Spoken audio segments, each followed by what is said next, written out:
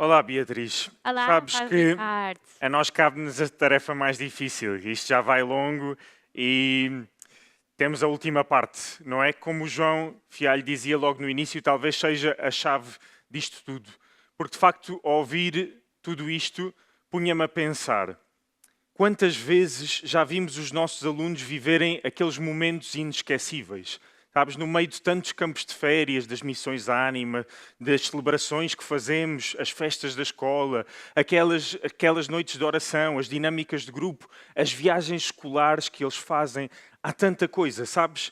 E nesses momentos sinto que algo realmente os vai transformar. Sinto aquele entusiasmo, que eles participam ativamente, que se emocionam, que se disponibilizam e por vezes penso, que bonito que eles estão mesmo a viver isto. Isto tocou-lhes verdadeiramente e eles estão a crescer com estas atividades. Mas depois fica-me sempre outra questão. O que é que acontece depois disto? O que é que acontece quando a atividade acaba? O que é que acontece quando voltam à rotina e quando já não há aquele grupo de amigos, ou os aplausos, ou as festas, ou aquela novidade? Concordo.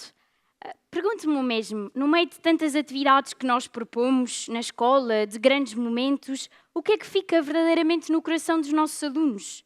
Fica só a memória de um momento bonito, a foto que depois vai para as redes sociais, a sensação de que foi giro? Ou fica mesmo uma questão, uma inquietação, algo que lhes chegue mesmo ao coração? Porque os nossos jovens até participam nas atividades, colaboram, estão disponíveis, frequentemente até se emocionam no final, naquelas despedidas de finalistas e nas cerimónias. No entanto, participar não significa o mesmo que interiorizar. Estar presente não é o mesmo que deixar-se transformar.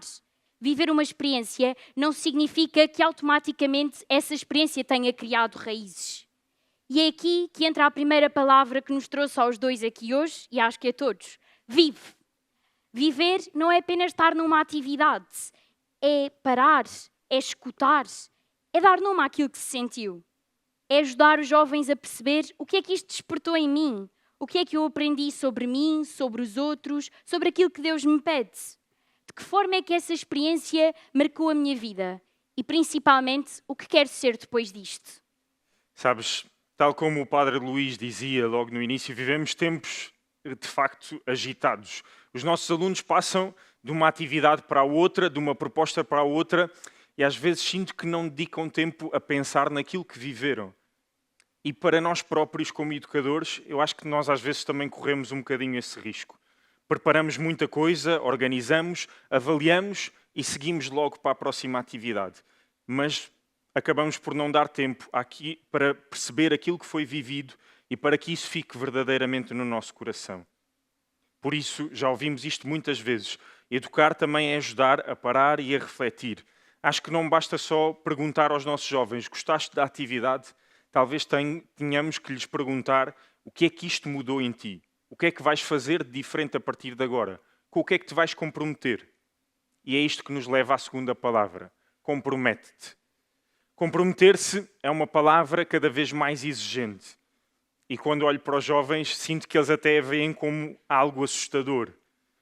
Sentimos que há medo do compromisso. Há sempre aquele medo de falhar, aquele medo de não conseguir, o medo de assumir um compromisso que depois vai dar muito trabalho, o medo de sair da zona de conforto e, acima de tudo, o medo do para sempre.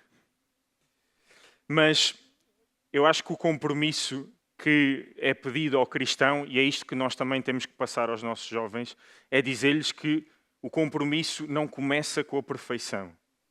Não começa nem acaba. Começa com a fidelidade. Comprometer-se não significa nunca falhar. Significa continuar a tentar, insistir mesmo perante as dificuldades.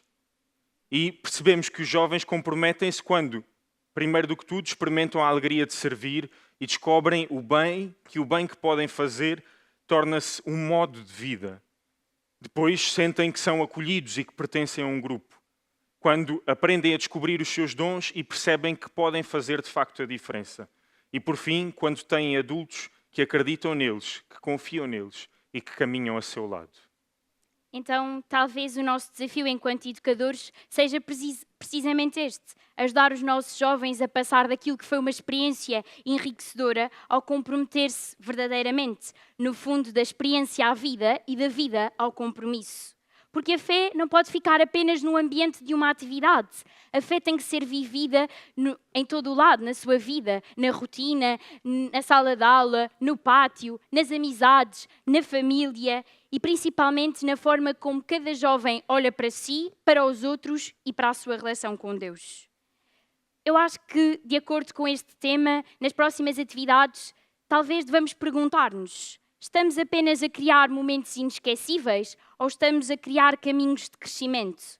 Estamos apenas a contabilizar os jovens a participar e a chamá-los ativamente ou estamos a ajudá-los a escutar o que Deus lhes pede? Ou estamos apenas até preocupados só com os números de participação e não com aquilo que lhes fica verdadeiramente no coração? Eu diria que, de acordo com aquilo que dissemos, deixaria 3 pontos-chave. É importante nós, como educadores, contribuirmos primeiro para propor experiências continuadas, não apenas atividades isoladas. Segundo, dar-lhes responsabilidades reais. E dar-lhes a responsabilidade, ou dizer que eles são protagonistas, não é apenas pedir ajuda para eles organizarem coisas. É fazer que eles sejam, de facto, os líderes de processos. E, como terceira, diria acompanhar mais do que avaliar. Esta palavra do acompanhamento hoje já apareceu imensas vezes. Mas, de facto, o compromisso real cresce quando o jovem sente que a sua caminhada interessa mais do que a sua simples participação em muitas atividades ou em muitos eventos. Acho que chegamos ao fim desta terceira parte, o Vive e Compromete, e isto lembra-nos que mesmo que educar não é apenas proporcionar estas atividades, é ajudar cada jovem a descobrir o sentido que está a viver. É ajudá-los a perceber que Deus também fala e liga através destas atividades, dos serviços que fazem, dos encontros, das viagens, das amizades e até das inquietações que lhes surgem no coração. Que este tema também nos ajude a nós, enquanto educadores, a não ficarmos pela superficialidade, mas disponíveis verdadeiramente para acompanhar os jovens. Porque quando um compromisso é vivido com fidelidade, transforma-se em caminho de santidade. Obrigada.